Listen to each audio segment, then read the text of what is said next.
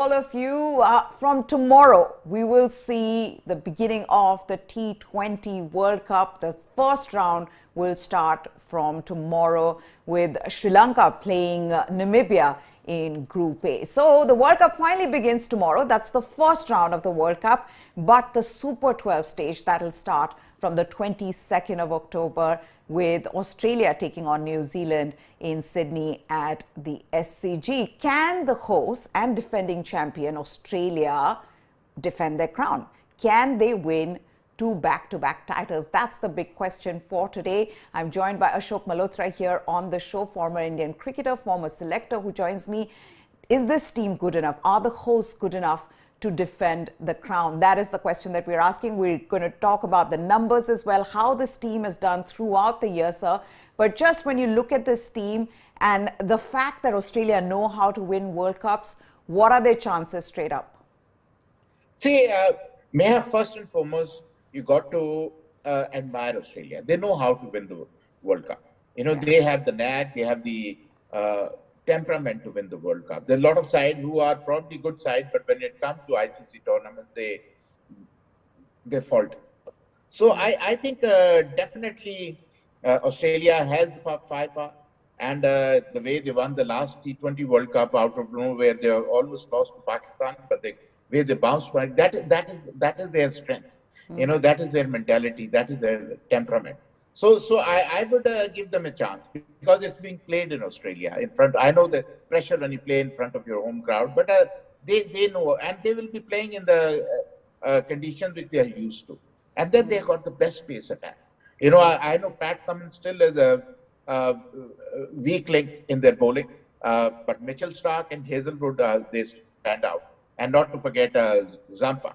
And of course, Stoinis can bowl a little bit of overs. So they have a good bowling, but they have some jigsaw puzzle to, fill in. Something like Maxwell. Everybody talks very highly about him. But Meha, tell me how many games he has ever won. Yeah. For whichever side he plays, he's rated so highly. I would always prefer somebody like Cameron Green ahead of him, or Tim David pushed ahead of him. So I think there are a few things they have to sort out, and then not forget Mitchell Marsh, who's coming back after a long layoff. Will he be the same force to reckon with? And even Stoinis, who's coming back after an injury, and not to forget their skipper. I know his record says he's the highest run getter, but he does not give you the belief or the confidence. And he goes, his feet are not moving. He's just swinging his bat through the line.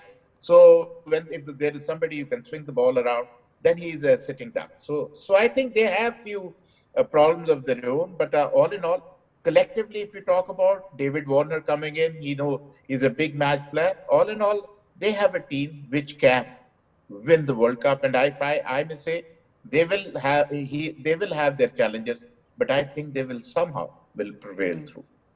Also with Australia, what we've seen in the past is that how they enjoy being under pressure. I mean, they thrive under pressure, unlike some of the other teams. You know, when there is a big match, when it's a knockout match, somehow Australia know how to up their game. But let's take a look at their record this year. How have Australia done? We're just going to break it down by series basis and take a look at that, where Australia have actually had a mixed year of sorts. Not that this is in any way telling you that, whether they can win or lose the World Cup, because we know what they did last year as well.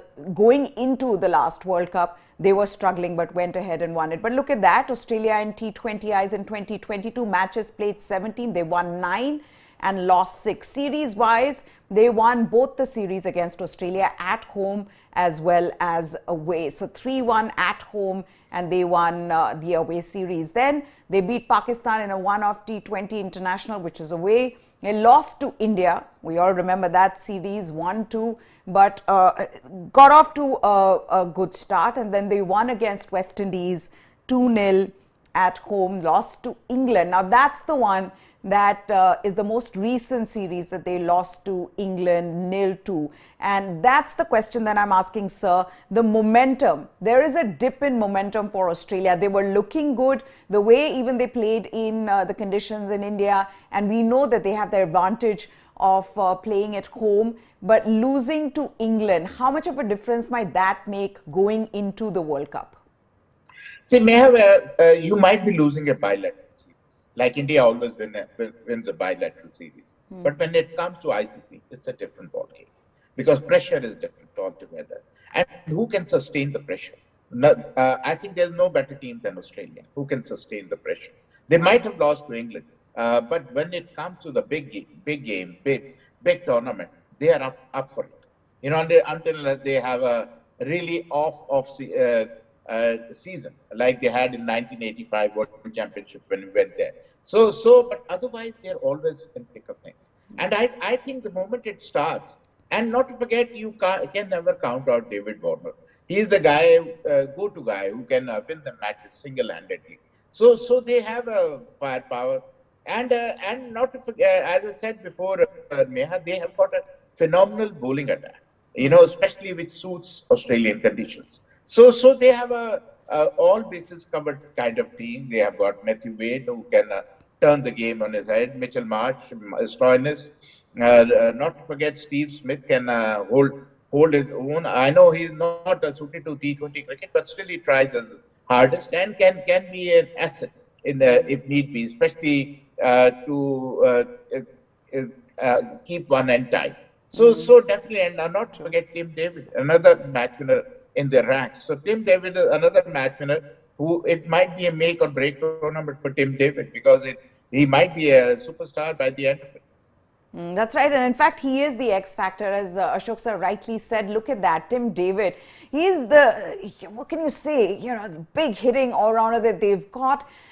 But just the way he's been given chances, he's also capitalized on those chances. We remember how well he batted against India. Let's take a look at Tim David's numbers for Australia, and you'll realize how he's, you know, when someone like David Warner says that Tim David makes me look small, you understand the kind of power that Tim David possesses. Now, 8 matches, he scored 156 runs, striking at 165, 3 high-impact innings, 54 of 27 against India. We remember that clearly in Mohali, chasing that target of 200 plus. And it was because of him they chased down that target and won that game, 42 of 20. And then this 110-meter 6 versus West Indies very recently, and he's hit many of these sixes, huge sixes. That he ends up hitting. Also, as Warner said, makes me look small, got incredible power. A couple of things. Number one, you've got to give credit to Australia for saying, look, we're going to give him a chance. This is a big thing for us. And to get him in, you know, give him the Australian cap and saying, go out there and perform. Number one. Number two, that he can really be the match winner that Australia needs in the middle order. Meha, the good thing about Tim David is he is very, very consistent. What shows in whatever eight matches he has played, his strike rate is phenomenal, 165. Can you imagine batting in the last 6-7 overs and striking at a rate of 165?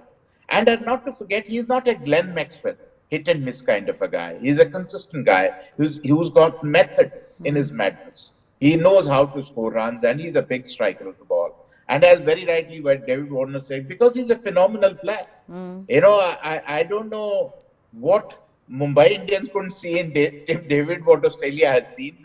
I think Australia has been more sensible as far as Tim David is concerned than Mumbai Indians. So I think he can be the X factor. He's the guy who can turn the tide in Australia's favor if early wickets go. He is one of those characters. Even early wickets go, he bats his own way with his own style, with his own methods. And as I said, he has got method in his madness there. And it is madness the way he bats. It's unbelievable. So I think they've got a huge, you know, if I say he's got a Brahmastra in the team now, I will not be too far off. Okay, absolutely. Brahmastra for them. That's how.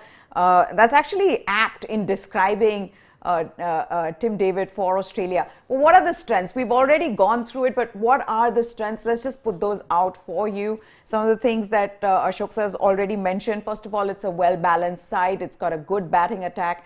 and again has big tournament players like Warner and Marsh. We saw what Marsh did in the last T20 World Cup. Also, David Warner, he is one of the greatest T20 internationals player. He is, and he's already in tremendous form. He's been in and out of the team, injuries, but 270 plus totals already for him in the recent series against West Indies and England. So David Warner, we know what he can do. Also Matthew Wade, what a brilliant finisher he has been for them. For all of you remember the semi-final against Pakistan in last World Cup. It was because of Matthew Wade that Australia won that match. Then the lethal pace attack of Hazelwood, Stark and Cummins, home advantage, of course, and the Aussie winning spirit. And you can't take that away from them. Sir, though the thing that that could go against them, and which we've seen even in the series that they played against India, is this pace attack is not as consistent as they would want it to be. I think Meha, the weak link in that pace attack is Pat Cummins. He's the weakest link. He's a phenomenal bowler when it comes to red ball game, even white ball game. But when it comes to T20, he leaks too many runs. In 4 overs, normally goes for 40 and above. So that is a huge disadvantage. And for me, the best of these three is Hazelwood, who's very consistent with his line and length, who bowls well in the power play, bowls well in the slog overs. He's a clever bowler, street smart bowler. And when you talk about Mitchell Stark, he bowls a good pace. He's a big, tall guy, 6'8", who swings the ball in for a right-hander. But when he bowls too many full deliveries, he tries to bowl too many Yorkers sometimes, which helps the batters, because nowadays batters are phenomenal strikers of the ball. If it is in their arc, it is going out of the park, something like that, and that is where he struggles a little bit. He leaks too many runs in the slog overs, Mitchell Stark. So I think that will be their undoing. Who will bowl in the slog overs? I know Mitchell Stark can bowl lethal Yorkers, but will he be consistent? That is the main thing. And then they are very dependent. Early wickets, make early inroads, they are all over you. But if they don't pick up early wickets, then they can struggle as far as their bowling is concerned. And if a lot of runs are put on the board, then definitely the strong batting will be under pressure. Like we were talking just before the show began, sir, about how it's not just India or South Africa who have this problem of, team management prioritizing seniority or pedigree over recent performances. Cameron Green in point in this one. How big a blow is that for Australia? I mean, I know that they can bring him in, but for now, for Cameron Green to not be in the squad, is that a huge problem for them? It is, but the problem is Cameron Green, even if it comes in, whose place he'll play? Because they're not going to drop Finch because he's captaining the side. So Cameron Green has shown his talent as a opener. Cameron Green has not shown us can he bat at Maxwell's place, because he can either replace Glenn Maxwell, who's treated as an all-rounder, off spinner, batter who can bowl off spinner. So I think Cameron Green can only replace Glenn Maxwell. But as you very rightly said, will they be ready to drop Maxwell, who is a blue-eyed boy, who's I would say an overrated cricketer. So definitely, because for me, Meha, the guy who cannot perform every third or fourth inning is not good enough to be in T20 cricket. So that is where, if you look at Maxwell's record, it's very, very odd.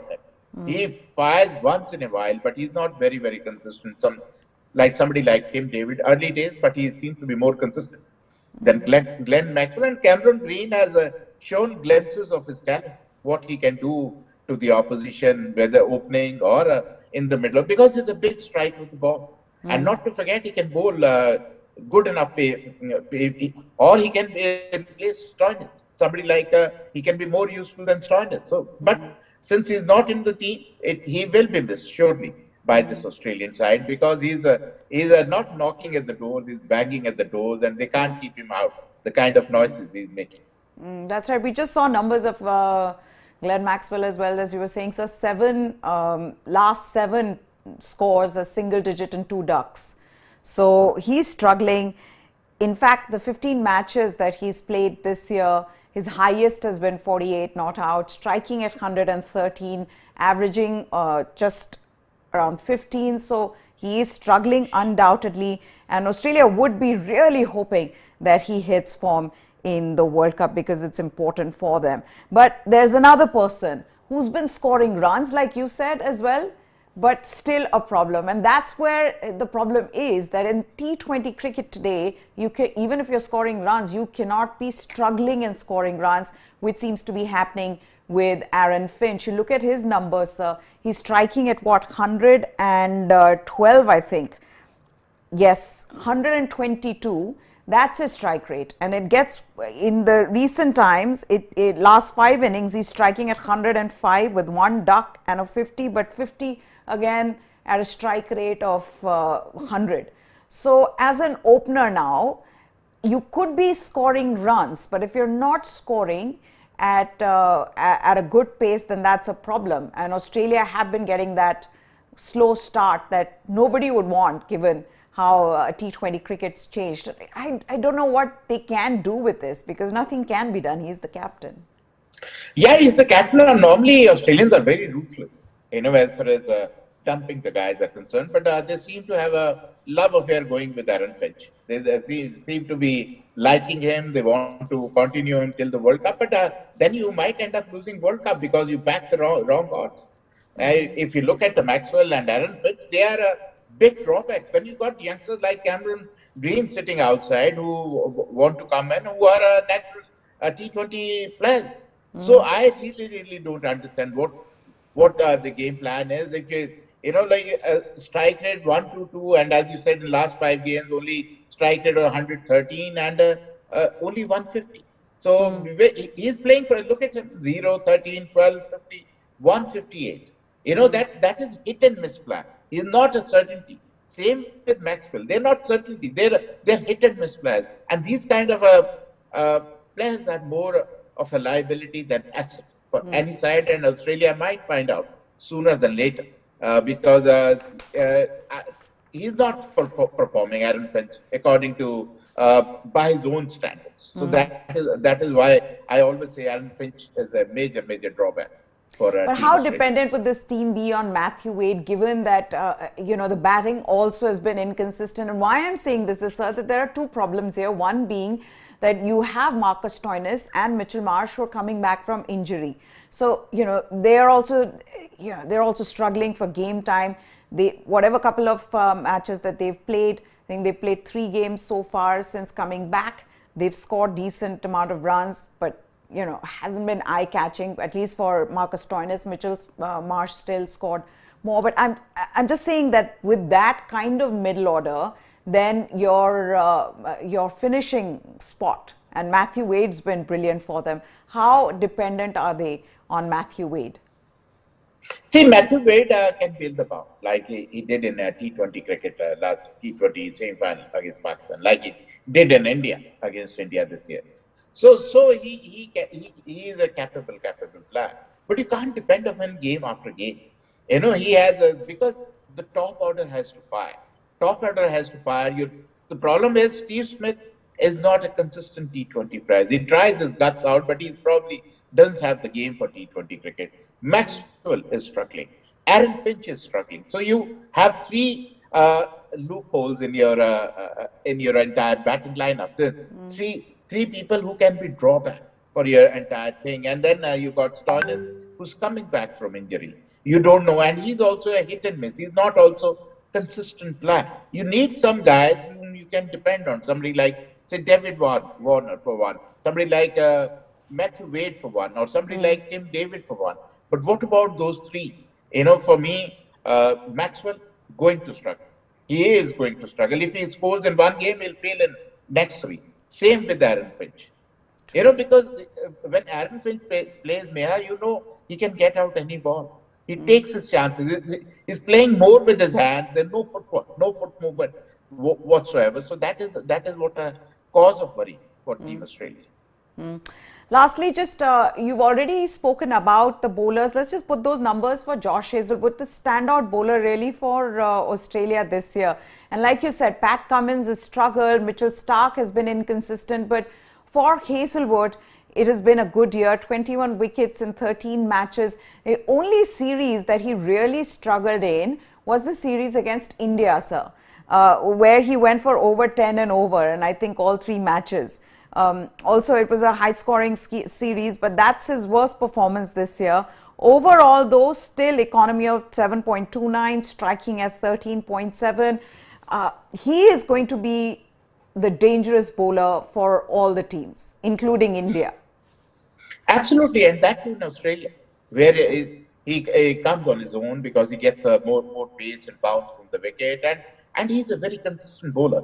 If I say the modern days Glenn McGrath, so I will not be too far away from truth. So he is a wonderful bowler. But the others will have to regroup and perform. But we know Australia, when the big moment comes, when the big games come, they all fire. They get together, they group together, and then they play well. So Pat Cummins, believe you me, is the weak link in the team. Although he is the preferred one, he is the chosen one, but he somehow is not performing as well. So they will need to buckle up their belts if they want to perform, because Pat Cummins might leak too many runs, which might cost Australia the game. So also not to forget, just the last point, also not to forget Adam Zampa, who knows the condition, who knows how to bowl in Australia, who was the second highest wicket taker in the last T20 World Cup. So he is also somebody who very often, because of this, this space trio of Australia, goes under the radar but does the job, has good economy, does not leak runs, takes wickets. He could be dangerous there as well. Yeah, he can be dangerous from 6 to 14 overs, and he normally performs. And in Australian conditions, where he likes the bounce and pace, which suits his style of bowling. But for me, these are the 4 bowlers. What about the 5th bowler? It is a toss-up between Stoinis and Maxwell. Yeah. So will you depend on those 4 overs can cost you many. So that is where the weakness is. That is where maybe Cameron Green, who's a better bowler than Stoinis, might have come in handy. So these are few things which they have not thought about. They have been very adamant, like Indian management is. They're not changing. They're not changing the side. Yeah. It might cost them the World Cup. At the end of the day, if you look at the way we have discussed, you can find a lot of loopholes, and if they don't plug them, they might lose their crown. Yeah, and I think it's not helping them that Mitchell Marsh, since his comeback, I think they're also trying to preserve both Marcus Stoinis, who tends to get injured when he's bowling, so they don't want to bowl him, too often. With that, they also don't want to bowl Mitchell Marsh, because they're seeing him as just as a batsman, because that's what he's done, sir. Since his return from injury, he's not bowled any overs. So I think that also, makes the balance a little, what can I say, lopsided. See, then you're left with the Glenn Maxwell. Yeah. Will he bowl 4 good overs? Yeah. I know in a bigger ground than Australia, his offspin might come in handy, but for his offspin, he's in the side, I would not know. Because you are one bowler short. Yeah. If Mitchell Marsh and Stoinis are not bowling, then you are definitely one bowler short, which can cost you your crown. Absolutely, and then that's why getting someone like a Cameron Green makes so much more sense. But for now, they're not doing that, sir. Last question before I let you go. Percentage-wise, what are the chances you're giving Australia to win this World Cup? See, I'm a die-hard fan of Australia. So because they know how to win. That is the only thing which is in their favor. And if I had to give the chances, I will definitely give them 70%. 70% to Team Australia. They have every chance of turning it around, since it is played in their backyard. Plus, they know how to win. They are the champions, and they would not like to let go of the ground that easily. They'll fight tooth and nail, and that is what Australian culture is.